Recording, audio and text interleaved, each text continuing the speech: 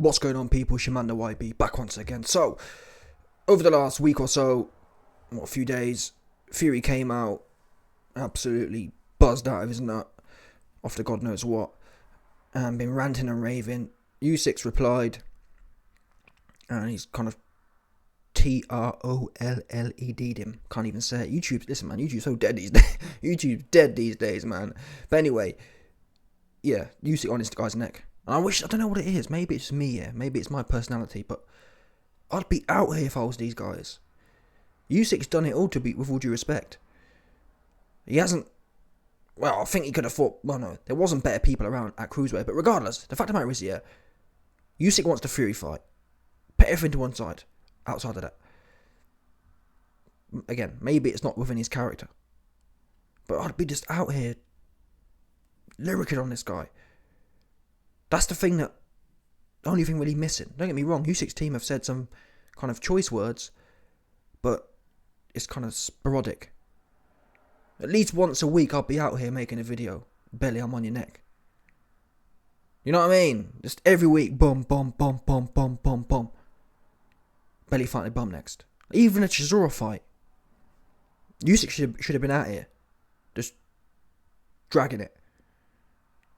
Because whatever you say about Usyk, he's got Dubois, Hrgovic. I mean, you know what I mean? But anyway, the fact of the matter is, they're what's up next. And they're better than Dempsey, McKean and Joe Parker. At least they're fresh and young and hungry. They haven't reached the promised land yet. And on that note, I mean, don't get me wrong. If I was managing Usyk, I'd be out here on Fury's neck every day, or every other day, or once a week. But it's getting to the point for me now where I feel like Usyk just needs to double down on his own legacy. I've already said, if Usyk beats Hrgovic, Dubois, and then a Zhang, or a Joe Joyce, what else is he supposed to do? You know what I'm saying? That run is a proper run. All young, hungry bulls. And even if Zhang's 40 or Joe Joyce is 40, whoever wins that, I'm telling you now, whoever wins Joyce versus Zhang rematch is going to be one bad dude. You understand? If Usyk goes for all of them, for me, he's in the all-time great book. Now, he hasn't got knockout power, but he's a cruiserweight. You know what I mean? We have to bear that in mind as well. Yeah, other heavy. I mean, Lennox Lewis, he weren't smoking dudes, was he? And he was a 260-pound man. He wasn't just lighting dudes up. So, Usyk coming from 200 pounds, and he's a small 200 pounds. Usyk doesn't have that big endomorphic buff frame that normal heavyweights do. He really is a 200-pound man. So for him to go in there with all these 250-pound guys, he already washed AJ twice. For me, he's going to be top 10 all time, pound for pound, on a pound for pound basis. I'm not saying Usyk would beat any of the top 10 all time heavyweights, but I'm saying, I mean, come on, Holyfield was, I believe Holyfield was juiced, truth be known. I think Holyfield was juiced out of his mind, so he's kind of done it before, but I mean, look at Holyfield. Holyfield's neck was just like popping out. And I think Holyfield came from 175. I'm sorry, people. That don't make no sense. At least with Mike Tyson. Mike Tyson was, I think Teddy Atlas said, Mike Tyson was 200 pounds at 13 years old. That makes sense. Don't tell me you're at 175, yeah. And then I think Holyfield's heaviest was 235. Where's that coming from? Bear in mind, these are already athletes training. And it wasn't like Holyfield was at Andy Ruiz, where he's put 50... I mean, we've seen James Toney go up. James Toney was soft at heavyweight. Holyfield was just pure bottom line. He went from ripped at 175 to ripped and buff and bulbous. And there's no way you can build that kind of mass, yeah, doing the cardio boxers do. It's impossible. Not without synthetics, in my opinion. Think about it. Holyfield was training every day at 175. So how do you put on 50 pounds of lean mass? Come on, people. Anyway, I've said that to say, going from cruiserweight, and yeah, with all due respect to Holyfield, he did it in a different era. He needs some juices. Because he'd have got punched up. You can't, in this day and age, you got people like AJ, all show, no go kind of thing. But back in them old days, you had £240 men who was really on their job as well. Really looking to cause some harm.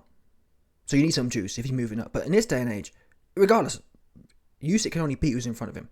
Yeah, if Dubois ain't got no minerals, if Hrgovic ain't got no minerals, so be it.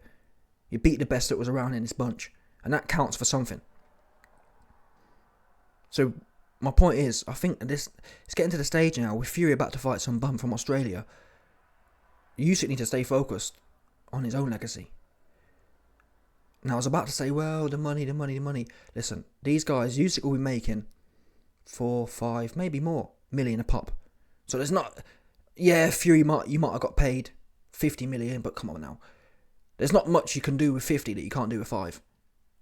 Especially if you're consistent.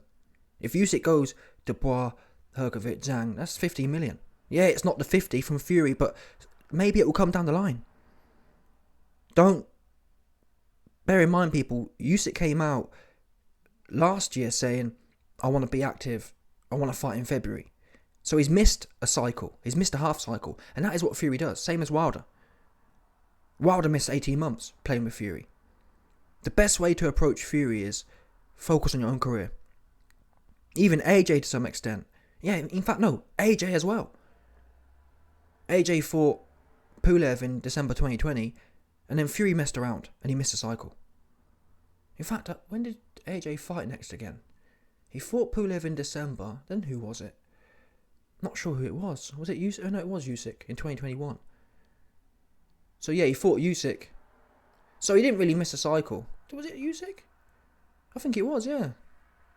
Yeah, AJ fought Usyk in August 2021, so he didn't miss a full cycle, but you're wasting time either way. Yeah, when Fury wants to fight you, I remember the first Wilder fight. Fury versus Wilder. 1. That was done quick. It wasn't 18 months. When Fury wants to fight you, he'll fight you.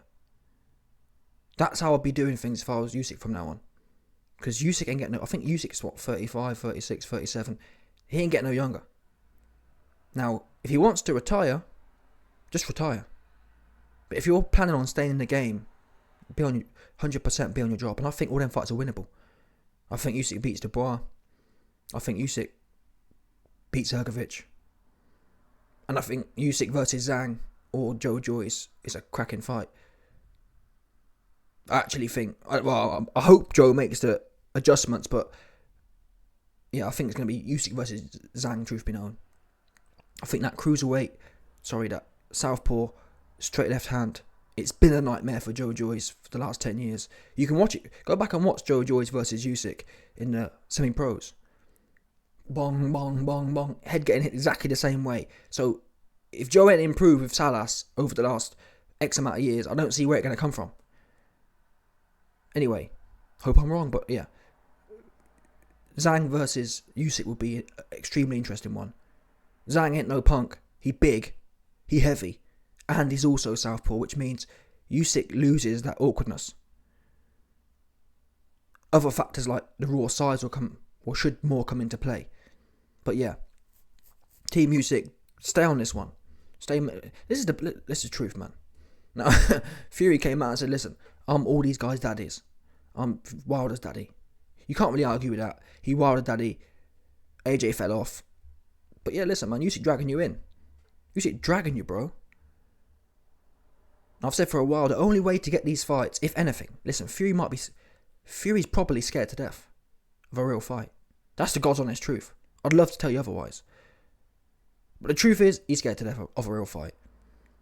And hence, the only chance, a closed mouth don't get fed. If you're respectful, and Usyk isn't super respectful, but stay on this one. If I was Team Usyk here, I'd employ someone. Ukraine's cheap as well. So you could employ someone 10 grand a year, which is super cheap, obviously, and just get them making these kind of memes every day and just posting them. You've nothing to lose. It's only going to boost your notoriety, and I actually think it'll add to your sales. Your pay-per-view sales. Gets you out there on the Instagram, on the Twitter, on TikTok. What, 10 grand a year? Even if it was 30 grand a year. Pay someone full time to be on this guy's neck and just repost whatever he makes for you. That there is, I'm telling you now, If Usyk did that for a few months, yeah, that's going to add more than 30 grand to pay-per-view sales. If nothing else, it's a marketing, what do they call it? It's a marketing method. But that's just me. And I think in this generation too, we know Fury loves Instagram, we know he loves Twitter. You have to get the public 1,000,000% behind you. And the only way to get it out there is to be doing this kind of stuff. I'd be making memes about Fury about to fight in Australia. Fury literally just said, I'm fighting in Australia against a man ranked 37. But you're telling me you can't get the Usyk fight done? Come on now. Anyway, let me know your thoughts, people. Smash the like button, subscribe, and let off the 100%.